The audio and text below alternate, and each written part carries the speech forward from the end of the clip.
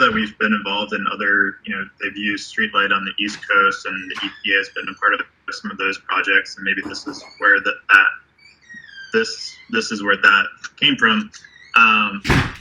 So I'm curious how everyone's background in terms of StreetLight, mobile phone data, and then other projects that have used this. Yeah, I can jump in. Go ahead. I'm going to jump in real quick. I'm Nate. I'm out in Rhode Island. I work for the EPA's Office of Research and Development. I'm new to StreetLight. I'm, I guess, a intermediate user of the location-based service data sets. We've used an AirSage product before in our beach work out here on the East Coast. I'm unfamiliar with when we ended up going with AirSage on it. We did some search of what was going on. This was now like 4 or 5 years ago, so I'm behind on the times with what's the latest and greatest. But I'll drop in my chat sort of a summary of what we are working on in previous attempts with these cell data products. So yeah, that's me. Good to know. Yeah, I have no experience. I've only heard all of the exciting things that Nate has done, and we're all very excited about what it can do, but I have no experience with it. Gotcha. Yeah. And I'm Sean also from Cal State Channel Islands. I also don't have any experience with this data. Love to see it though. We've been doing in-person surveys for some time and trying to look at this from a very granular perspective. And what we found is that from our oil spill research and stuff, there's huge variation from even like quarter mile to quarter mile away down the beach in terms of people's perceptions and stuff. So I'm really curious as to how this stuff can help us look at that. But then also, in addition to that, how much back in time we might be able to go. So we've been working on a beach health index.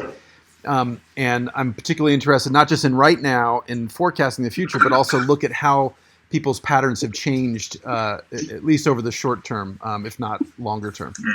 Thanks. And I think I am next here. Elena Ager. I run a coastal program in Malibu, basically, for an agency called the Mountains Recreation and Conservation Authority.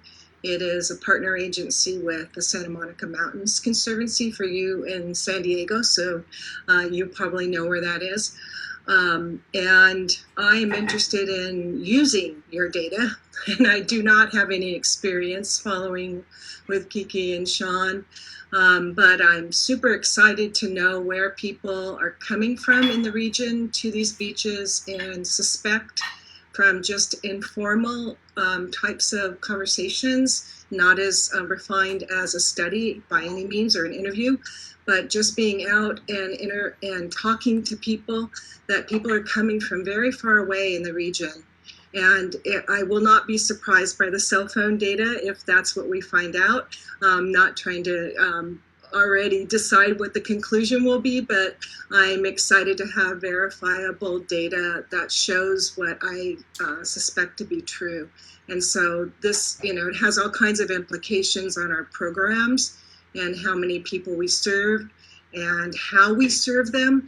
And so I think for us, this kind of groundwork is so important and so vital that lacking it really means a disservice to the public here. So I'm super excited to hear what you have to say about how we can use the data.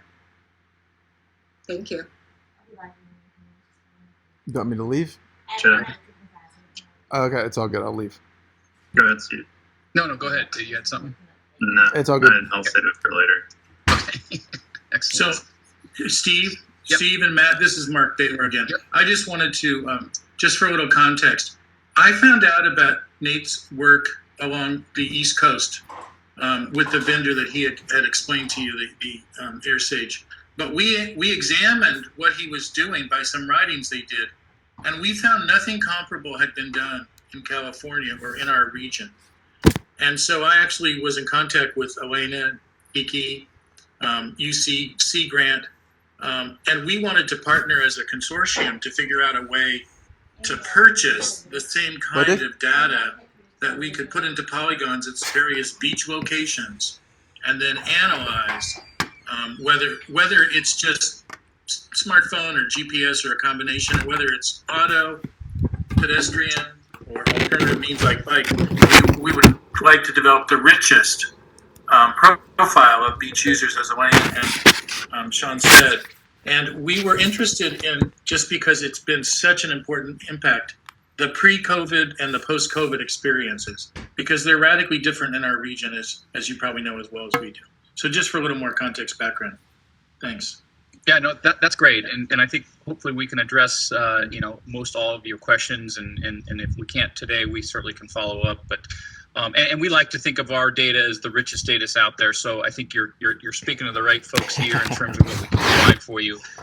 And just so you're kind of aware of kind of an overview of how I classify, we're very much a customizable mobility analytics platform that kind of lets you see all different modes of transportation and how they interact. And so really we're all about trying to solve congestion, but really in moving people through. And we do a lot of O&D studies. We've done some work up at the Golden Gate Park in terms of O&D and the visitors there, be it bike, ped, and vehicle. We've done a lot of work down in Orange County in the parks down there along the beach there in terms of understanding the exact same thing. So there's a lot of there's a few different case studies that I think we can showcase that will help resonate with you. And so anyway, so we'll get to that.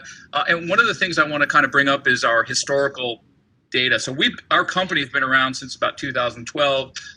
We launched our platform in 2016 with vehicle and truck data. You can go back all the way to 2016 to look at that and compare up to today.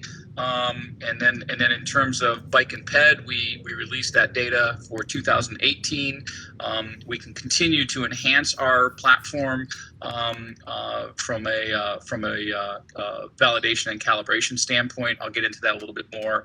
And then we just recently released bus and rail. So we've got not only freight and vehicle, car, but bike, ped, and bus and rail now data, all within the same platform. So, I think it covers most of those modes of transportation that you're talking about.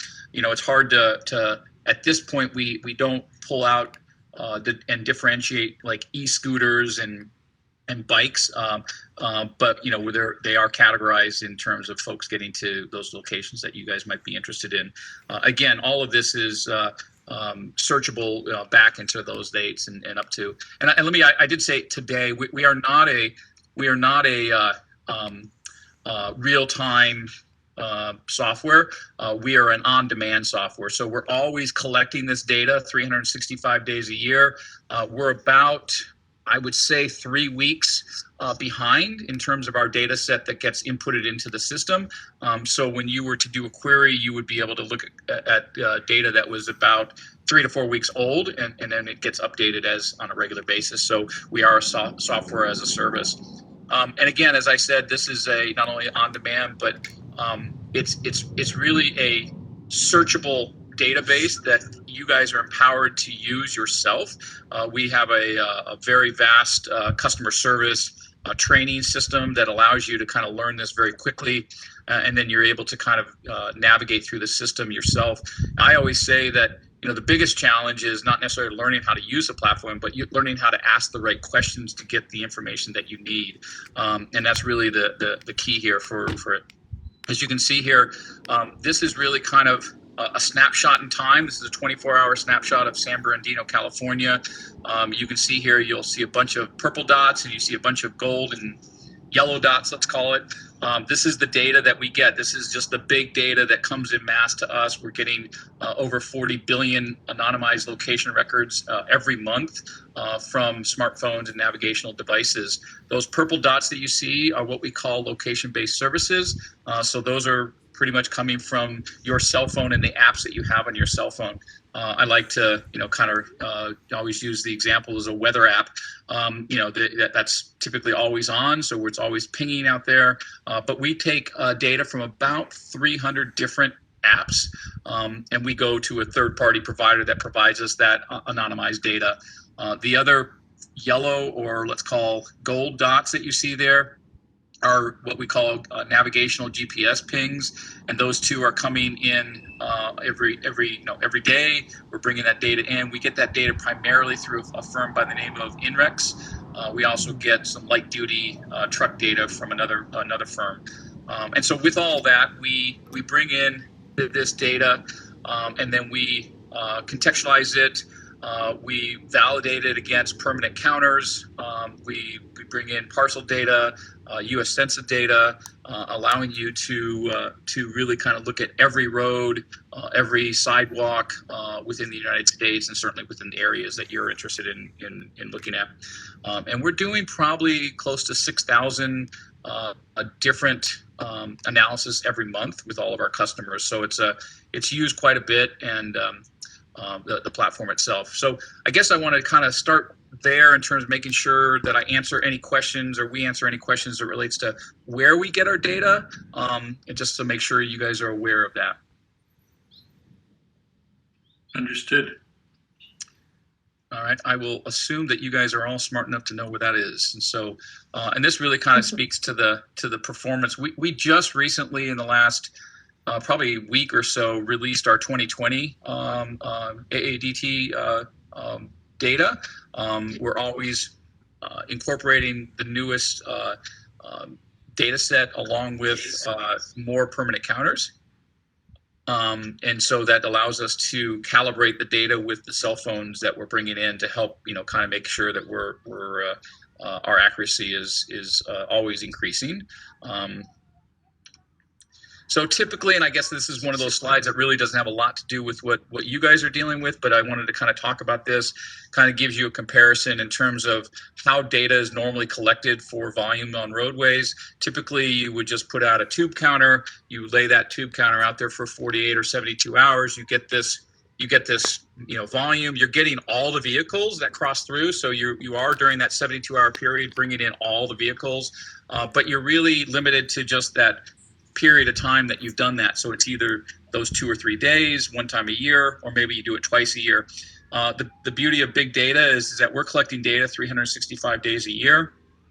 That data, we may not capture every vehicle, but in terms of how you would look at this, for instance, just kind of a really quick example, using the a counter in Ohio here, it showcased for 72 hours, a 72-hour day or time frame. It was 10,000 vehicles, and when you look at that compared to big data, we look at it from an annual standpoint, and you're looking, literally 12,000, but close to 240,000 trips running through that same analysis. So when you do a query of our system, even though you can search down to the day, what we do is we take an average for you, and then through our algorithms and machine learning processing, we're able to provide that estimate.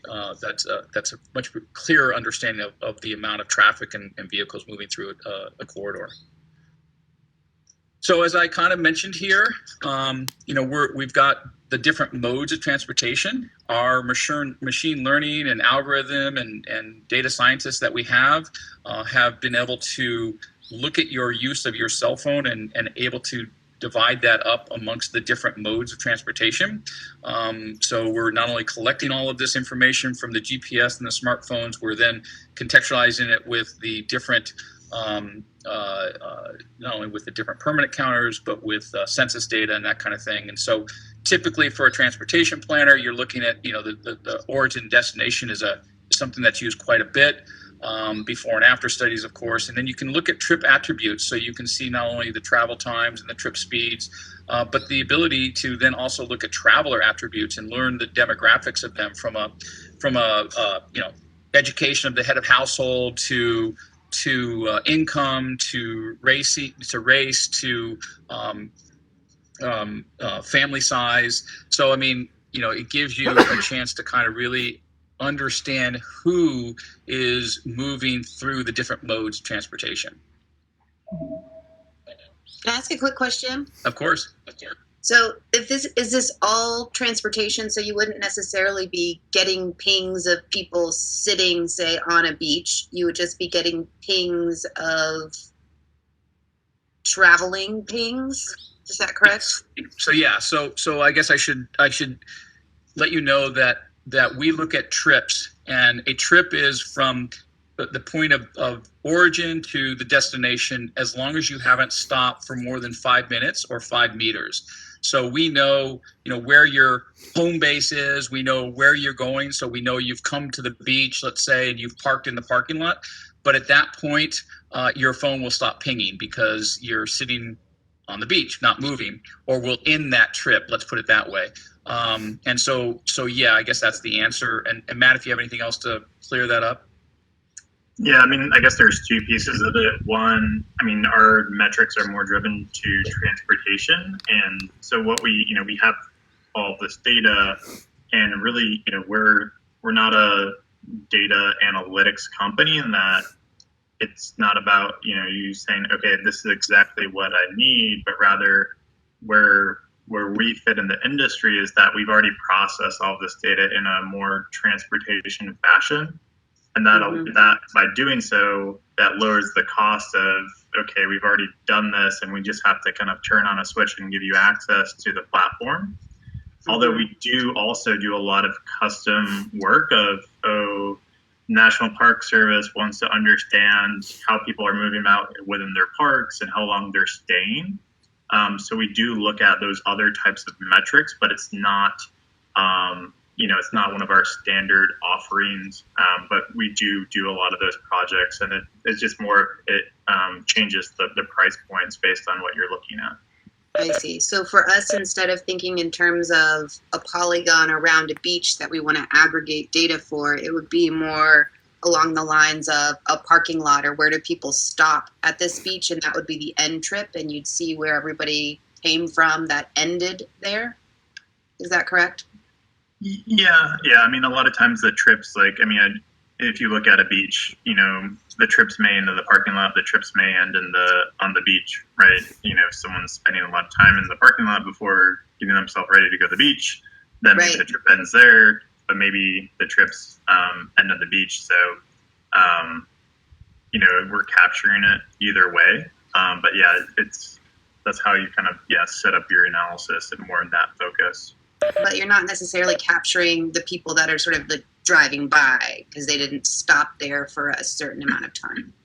That's just another way you can understand it. So you can either understand, the people passing by somewhere, or the people actually have a destination at that location. So then they have to spend more than 5 minutes not moving in that location for us to actually say, okay, that trip ended in that location. And so you would designate where you want the trip to end, and then you could sort of pull out where all the trips originated from? Right. And I'll show some of those two examples, because there's really kind of two ways to pose it, which might be interesting. Okay. And then my last question is, I keep seeing the acronym AADT. You probably already said what that was, but what is that?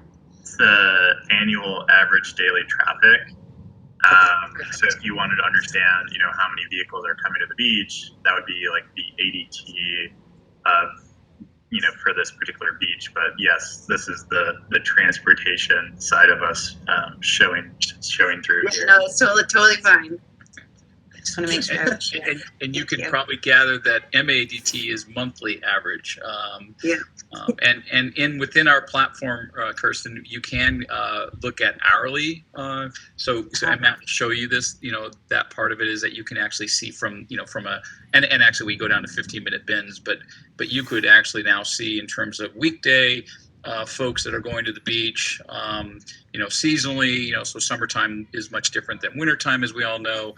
And you can kind of search in terms of morning, middle of the day, afternoon, evening kind of thing. So kind of really gives you a very in-depth look at what you can do in terms of understanding folks that are coming to the beaches there. Yeah, that makes sense. And you said a software as a service, so you're really buying access to the database, so you could search whatever you wanted at any increment, or are you getting access to either annual, monthly, or hourly? Are they different things? It's all the same thing.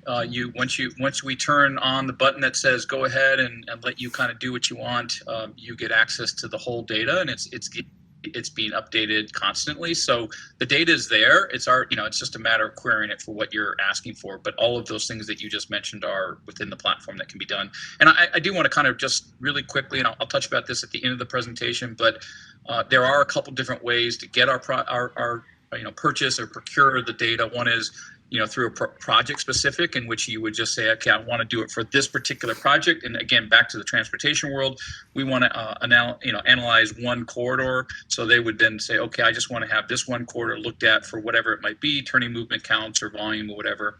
So they would then buy it through a project specific. The other aspect is what we call regional, in which then you would have kind of a larger, potentially geographical location, and have the ability to run unlimited amount of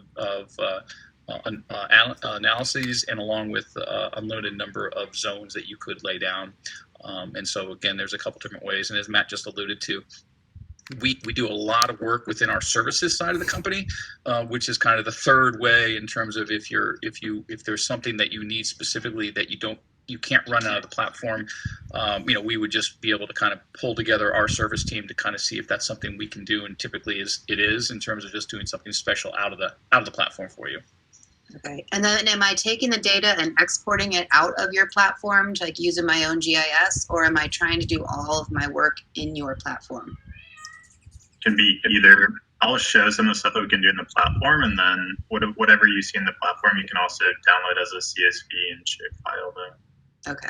Awesome. Thank you. So again, this is kind of just transportation centric, so we probably won't spend too much time here. One of the things that we do kind of emphasize, especially now, the time, where we're living in this world now in terms of social equity, and the importance of being able to kind of determine where people are coming from and where they reside and their economic, status, let's say. So those are sometimes very important. And of course, greenhouse gas for us, and certainly in the state of California with the SB 743, the VMT measurements, we do a lot of different work there in terms of some of the folks that some of the things that we work with in terms of different agencies. This is really, again, kind of just a map that shows you that there's a lot of people that use our data, a lot of large organizations and small organizations. And in addition to not only being able to use it yourself, if there was a need to have some other entity come in to do that, which it doesn't sound like this would be the case, we allow for a consulting engineer to kind of bring in, to be brought in, but it sounds like that's not here at this case. So I think what we'll do is kind of step into some use cases. I don't know if, Matt, you went through and kind of changed any of these up, or you're muted, Matt. You're okay. You're taking over. Excellent. Sorry, or not sorry. You're welcome. Relate to you. Sorry. I just brought some up that would be meaningful to you all. And actually, this one's related to what Nate, I believe, put in the chat. So what Nate put in the chat was a link to an academic paper with the Natural Communities Coalition down in Orange County.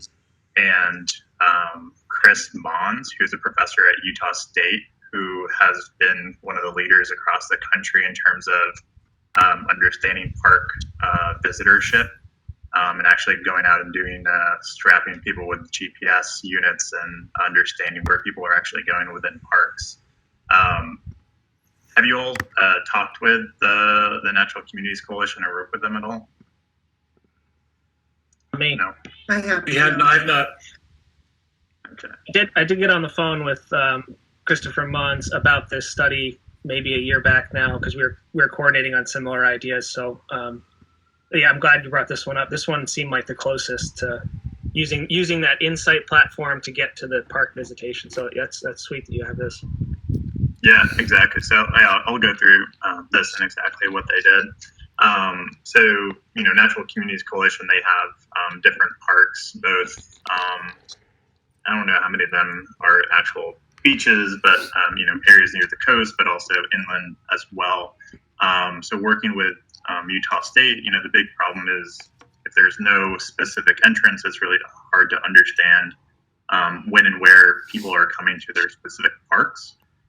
So what they were able to do within the platform was, not only look at the park in general, but also where people were entering the specific parks, and then also understanding not just how many, but how the distribution throughout the day. So you can see here, there's a specific trend for weekday traffic versus weekend traffic.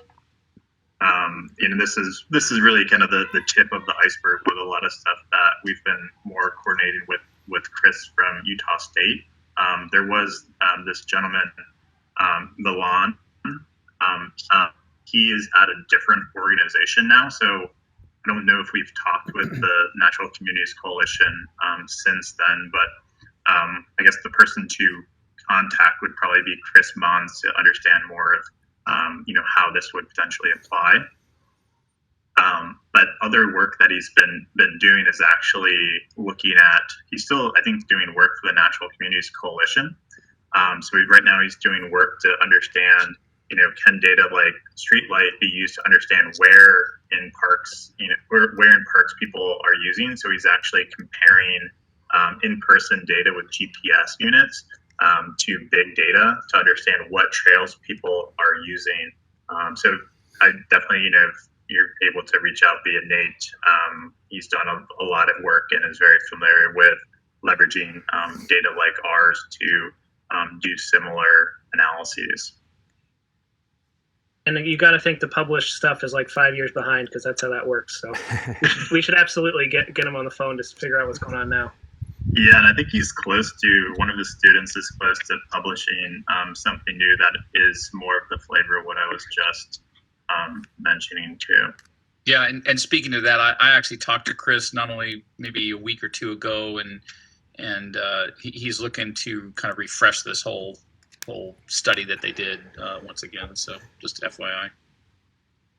So, Steve, this is Mark. Just to answer the question, or Matt, just to answer the question that was raised earlier about access to platform and services. Was this a project-related engagement that StreetLight did? Was this just access to your platform on some kind of subscription basis, or was this a customized consultation that they did with you or you did with them to get into your system in a deeper way? Yeah, so this particular project was them accessing the platform, which was, I believe, purchased through the Natural Communities Coalition. And then the other engagement that we're doing with them is more on the research side and doing this more validation of using big data for park usership. And that's also using the platform. So we haven't worked with him on that level. But I believe Nate was on a previous call with some of our other colleagues. That is more, they're scoping out maybe something custom outside the platform right now. But this type of stuff can be done within the platform. So sorry, was that project specific or regional specific? This was project specific. Project specific, okay. So the other, that was just looking at, what's happening on my few parks or my specific areas. But what that doesn't answer is where trips are coming from. So one of our other favorite customers, a woman named Taylor up at San Francisco Parks and Rec, they are very put off by Central Park bragging about the visitorship of there in New York, and they want to showcase Golden Gate Park as a premier place to visit. But of course, not having specific entrances, they can't measure people. So they not only were able to measure, the amount of people visiting Golden Gate Park on a daily basis, but also where those trips were coming from. So understanding origins and destinations for the specific trips, as you can see here, being able to understand home distance, right? So there's two types of understanding where people are coming from. There's, where did they just come from before, right? So if someone's driving to the coast or, they're up in Malibu, right? Maybe they just came from, a restaurant. So, but what you really want to know is, okay, well, are they coming from outside the county or somewhere else? So there's the trip origin, and then there's the home distance and the home location as well that might also give another piece of information too. Yeah, so that's great. So one of our questions is, with some of our data, for example, after the oil spill, we have an average distance people reported they traveled to the beach, but then we have a non-trivial number of, most people are like 50 miles, 25 miles, whatever. But then we have some that are like 2,000 miles. And at first we thought, oh, people are just screwing with us, like they filled out the survey incorrectly. But in talking with people further, it sounds like people were actually coming for vacation. So they indicated their how far they traveled to the beach wasn't from their hotel. They were interpreting it as coming from New Jersey or whatever. So you're saying this would allow us to distinguish those two things, right? Right. Exactly. Cool. Exactly. That's interesting. So thinking about Mark's question, then, was this a regional specific project then, or was this services side? This was on the services side. So we actually worked on behalf. We do have a services team. So we worked on behalf of San Francisco Parks and Rec to put together some of these analyses and reports for her. So that was just an additional cost on top of giving access to the data. But I will mention, and Taylor's a great person, but she's a single person in terms of just not having a bunch of manpower or Or grad students. What was Right. that? Or grad Grad students. Some you grad students. So could you have pulled this data from your website? Like, is it there for, if you just sort of dug around in there, could you pull the home? Yeah. Distance? So let me dive there. This is Maybe you should have windows open. But never. People, I always think that I have a lot of tabs open and everything, and then I look at my other colleagues and it's like, this is a lot more. I'm doing well, okay. Although someone just said you can put tabs into like drop-down folders, so that's even making it worse for people.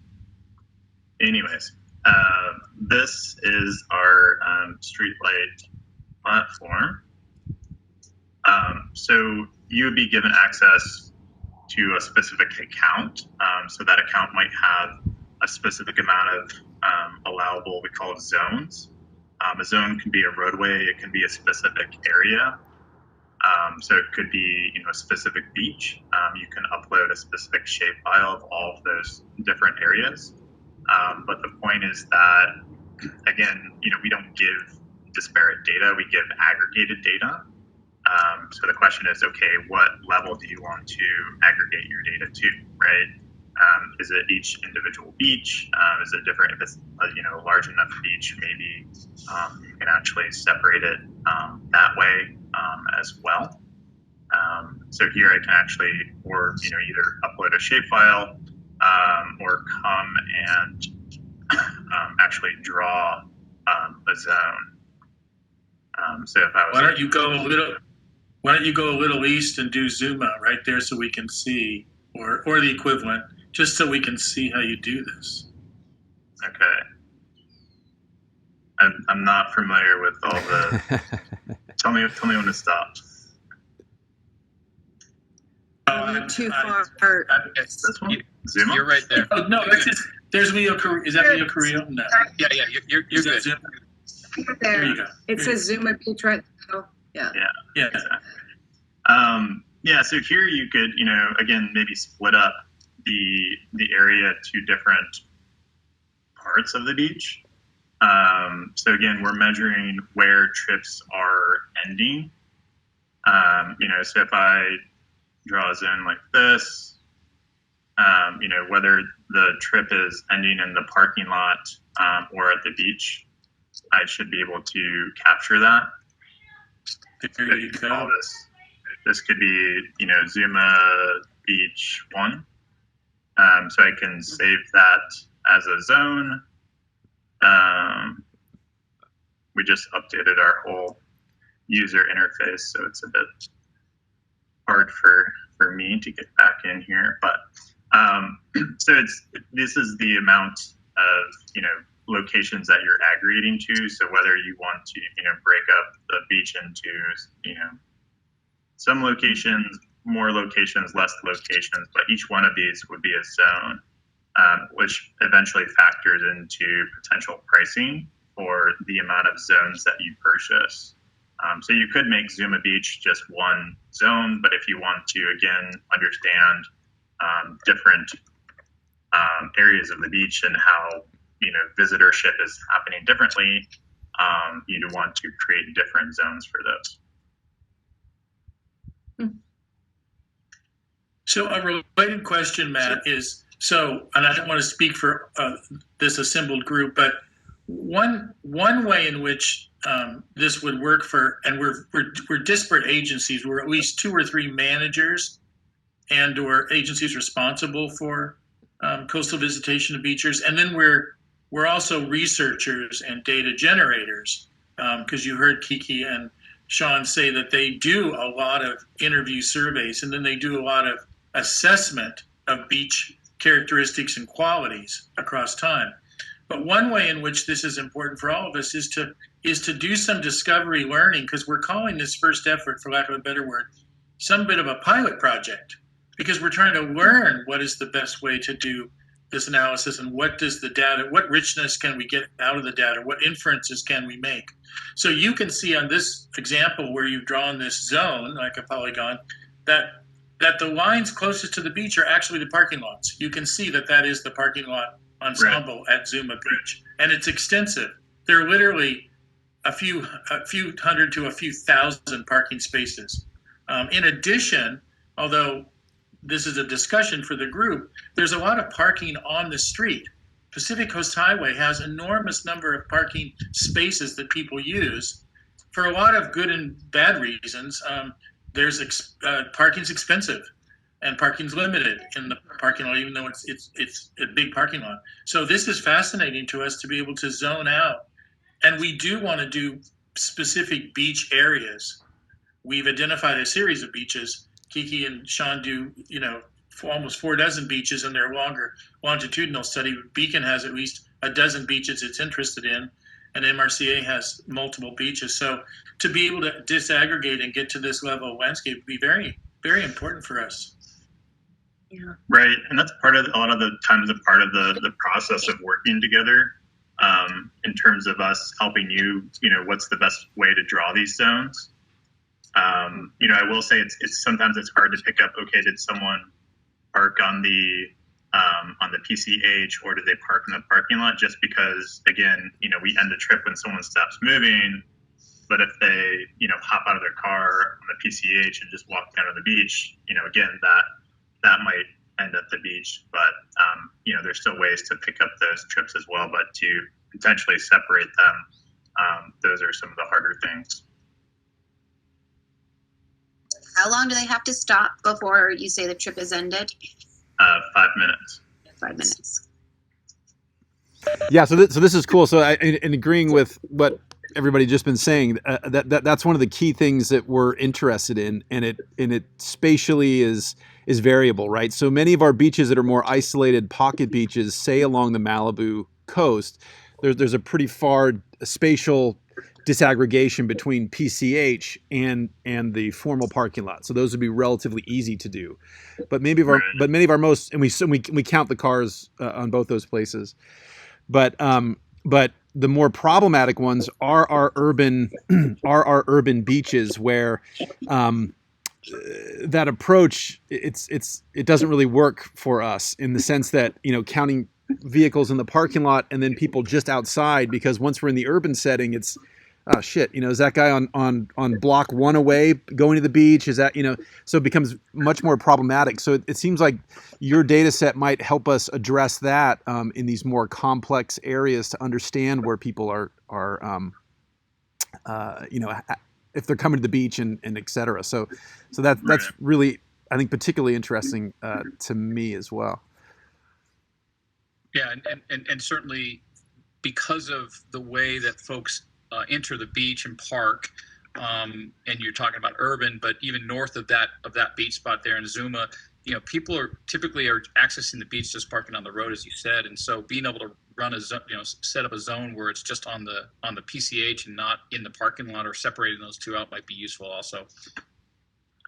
Yeah. Mark, one thing. Yeah, I'll let you guys go and keep moving on this because I know that we're running out of time. But one thing that's helped me with this is to get a list of like the big and general stuff you want to get to, and then down to those detail, really what might be more separating small details and sort of a cascade of needs. And we can work on writing like a project description up with that, because sometimes you can get really lost in the details and lose picture of like, we still want to know the big beach as a unit, and then maybe further down. Good point. Yeah. Important. And so, Steve and Matt, I know I think we had this for an hour. So maybe we should do a time check and see what else information you wanted to provide to us, and then kind of maybe sketch out next steps, a further collaboration and consultation, and how we can get to some analysis. And then the group that we can caucus and talk and also get clarity on how this might relate to what we're doing better. Yeah, I'll just see if it's okay with you. Just take a few more minutes just to kind of walk you through what it looks like to get the data, and then we can talk about next steps. Yeah, and I think we've kind of, and you can keep going there, Matt, as you kind of roll through here, but I think we've talked about kind of the different ways to procure this, and so what we'll have to at some point come to understand is in terms of what you're really trying to kind of allude to what Nate said in terms of a scope of work. And so we understand the number of zones potentially. And if we don't, and if we go like, okay, here's a number of zones, and yet it makes more sense to maybe do more of a regional subscription from a pricing standpoint. So we'll have to kind of work through that. But those are really the two big areas of how to procure it. But I don't necessarily know if we need to spend more time on that until we get a better sense of kind of the data set that you're looking for. Okay. Yeah, so just to walk you through the kind of workflow. So here, once you have the where of your question, it's the what. So you want to look at, vehicle trips to the beach, bus, bicycle, pedestrian trips to the beach. But then, understanding two things of one, just, we can just count the number of people that are having their trips ending at the beach, or also understanding where those trips are coming from in terms of an origin and destination. So once you choose, okay, I want to get, I want to count the amount of people going to a specific area, this is where you reference, okay, here's all the beaches here's the, 50 to 100 beach locations that I want to look at. So it's, it's the same as, imagine like if you have a, virtual counter, virtual sensor, that we've already processed this data. It's, this is the scalable data. So it's really, you're reaching into this library of trips that we've already seen, and then deciding how you want to filter those out. So in a transportation sense, we default to spring and fall of 2019. But maybe you want to look at, what's actually happening during the pandemic. What happened in, the summer during the pandemic versus the summer, previously. So you have access to all our data going back to 2016, and then moving forward for the year that you have access to the platform. But then you can further parse out, weekend versus weekdays. You can break it down on a daily basis, time of day as well, and also getting those trip metrics. Okay, how far are people traveling when their trips are ending at the beach? 50, 60 miles, but then also getting that home information to understand, okay, of the people ending here, where's their actual home, and understanding too, if it's out of state. So what this looks like when you run the analysis, this was a somewhat similar analysis that I did for Avila Beach. So one, just understanding the amount of people traveling there. And then, looking at things of, okay, well, here's, the breakdown for all of my different time periods throughout the day. Here's when they visit. comparing again weekend versus weekday. But then being able to get the things like the home locations. So especially in this case too, you see a lot of people coming from San Luis Obispo and the surrounding areas, and not just local. That's much more of a tourist attraction. So this is the kind of the workflow of the platform and accessing the data as well as what you'd be able to download too. So and we can run some examples for your areas, as we move this along. Wow. And Matt, how do the trip counts work for you guys? Like, is it scaled like to the population, or is it sort of like trips within your sample and you kind of take it from there with on the ground counts? Or how's it work? This is scaled to vehicle volume based on us having vehicle counts across the country. So it's more of, this would be a sense of, the amount of vehicle trips ending in these specific locations. We might take a metric like that and turn it to people in a day if we had some of those type of counts on the ground, for example. Right, if you had more of the vehicle occupancy and things like that. So with the 5 minutes left. Sorry, can I ask one more quick question just looking at this? So you have all these different queries on the left. You've got like cool graphics in the middle and stuff on the right. Say I wanted to take this data and like pull it into my own GIS. I'm exporting this as a CSV and it's by polygon, and each one of these things are attributes.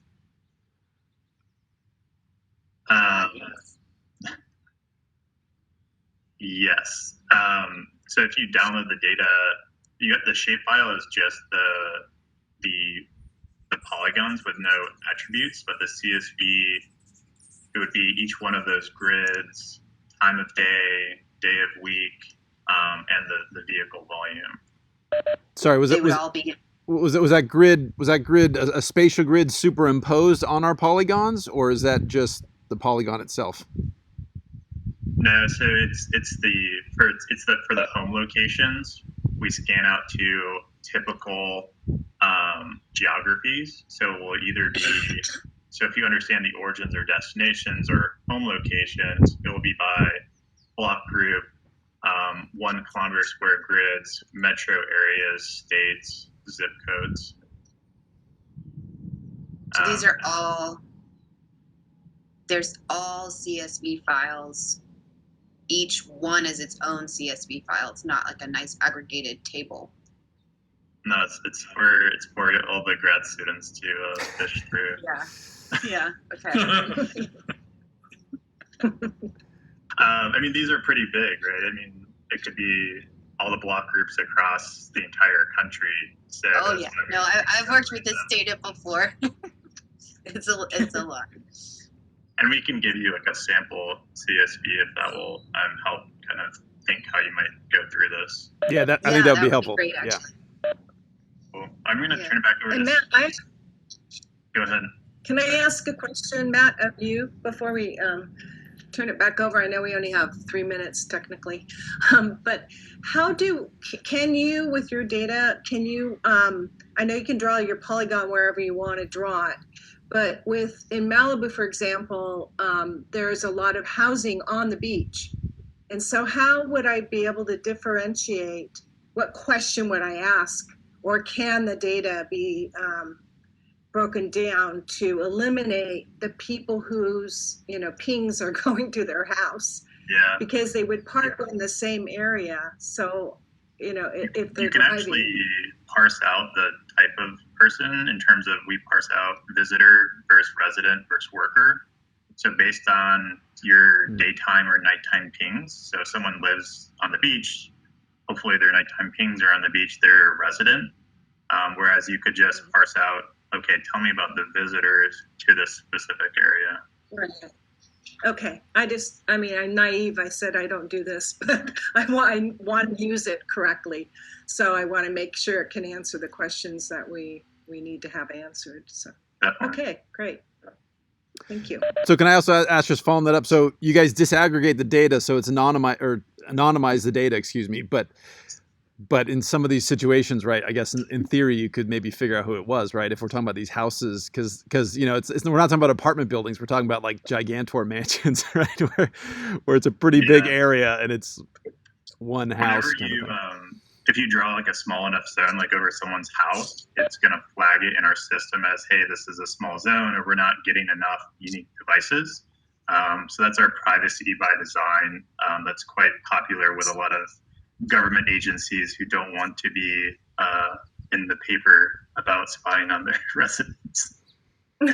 Right. For our last couple of minutes, can you do some pricing for us? Because I'm really curious what the ranges are here. Yeah, sure. So given kind of what we talked about here, we're measuring. Your interest is going to be wanting to measure all modes of transportation, because people might be coming from a bus, they might be riding their bike, they might be walking. So, we call that a multi-mode subscription. So that gives you all the modes of transportation to the locations that you want. And so that being said, we break things out in terms of bundles of zones. So our first zone set would be 1 to 50, another one would be 51 to 100, and then 200, 101 to 250, 250 to 500, kind of et cetera. It kind of goes up from there and scales up. So it just gives you kind of an order of magnitude. If you're looking at, again, it would probably be more than 50 zones. And let me also state that you have 12 months to run all these zone sets. The data you download is the data you get to keep. It's your data. You put down a single zone. You can use that for multiple analysis. So it's not like you are only forced to use it for one analysis. You can put it down and use it for whatever you want. So if you were to just look at 50 zones, that's about $24,000. If you scale up and you start looking at, well, maybe we need 500 zones, then I would suggest, and again, typically our regional subscriptions are based on population. So it would be kind of difficult. I would have to kind of look at your beaches that you want to evaluate and kind of understand that. But I think what we would have to do is kind of just come up with something that works for you guys. So, that could be, again, so going back to, let's say you wanted 500 zones, that 500 zone price tag would be more like $150,000. And I'm just kind of throwing right off the top of my head in terms of the pricing, but I think that we would be interested in kind of helping out. So maybe there's a way we work with you guys on helping you define the zones, come up with a potentially a finite number, if not, but at least base a regional on, not on population, but more on kind of the needs that you have, and then that would be somewhere in that price tag. Let's say somewhere in that. I will say the Orange County study, the price tag there was about $150,000. It was each year, and so that was kind of how we worked it out with them in terms of kind of developing a project specific, but giving them the zones they needed and kind of on all the different work that had to be placed. So that's kind of gives you a ballpark, I think, in terms of what you would expect in terms of pricing. So Steve, when it would just so I understand, when you were saying like the 24K or the 150K, that's for 1 year. That's for those zones, but for 1 year, right? Yes, sir. Yeah, Sean. Okay. Yeah. Okay. 1 year to download all the data, but you could get the data from 2016 through 2020. Sorry, once you have access. That was my question. Sorry, but it wasn't how long we had access to. What time period we had access to was my question. Oh, I'm sorry. I thought it was for how long. So yeah, for the you get the data from the 2016 to 2021. Okay, thank you. It's available to you, whatever you want to run and whatever you want to download. Steve, I think this is really, really great. Sorry, just a related question. Did you say that the size of zones is conditioned, or are zones independently drawn? So that, for example, if we wanted to do Zuma and we wanted to consolidate it into a zone, or we wanted to do PCH and the parking lots as 2 zones, we could still do all of Zuma. And so we can draw our zones to our beaches. We're not in the 500 zone area. I think we're in the 50 zone area. Depending on, because this could be a starter sourdough project, not the whole full Monty. Yeah. Mark, that's exactly what I was going to say. To show proof of concept, so we could, to marshal our financial resources, not to cheap you out, not to make it, No. something you're not Yeah, interested in, I but something fully get that it. works And yeah, for us. yeah. I mean, as Matt kind of put together those zones, he broke out Zuma in just a couple zones and could have put it into a whole bunch of different. Each little section of parking lot at Zuma could be one zone, but of course you can do one. It's just merely what's the granularity you want to look at in terms of the data that you're trying to extract out. So So you if mentioned people coming from the north, coming south. If the people coming south, do they park in the very front part of that parking lot, or do they go all the way to the end, or does it really depend on terms of how crowded it is, and if it's a Saturday versus a Tuesday? But yeah, I totally get it. So understood, and so as to next steps, just because you said it would help you to have a scope of work, we as a group could sketch out a scope of work at a level of some kind of pilot that really was substantially covering different typologies of beaches, so that we'd be satisfied that we're representing our region.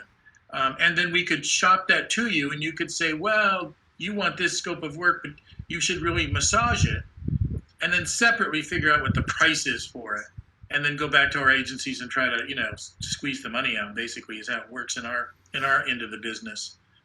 Yeah, but we'd we love can to do do that. this. I think that's a pilot project for the Santa Barbara Littoral Cell, and I think Sean and I, and probably Nate, might be interested in expanding it to the entire state as well, because what we're doing in terms of coastal access, equity, and inclusion is important in the Santa Barbara Cell, but it's also really important for the whole state. And so I think if we're looking regionally, like pilot project here, full project here, what's the long term? Yeah, no doubt. Yeah, and so that's definitely workable. And don't worry, we want to make this work because I want to make this work because I'm fascinated with it also. So I'll go to Laura, our CEO, and just tell her that we're going to make a deal with you guys. I think you just Woo! Free! Whoa! Beach access, Steve. Yeah, no, I'll take that. See where this is going.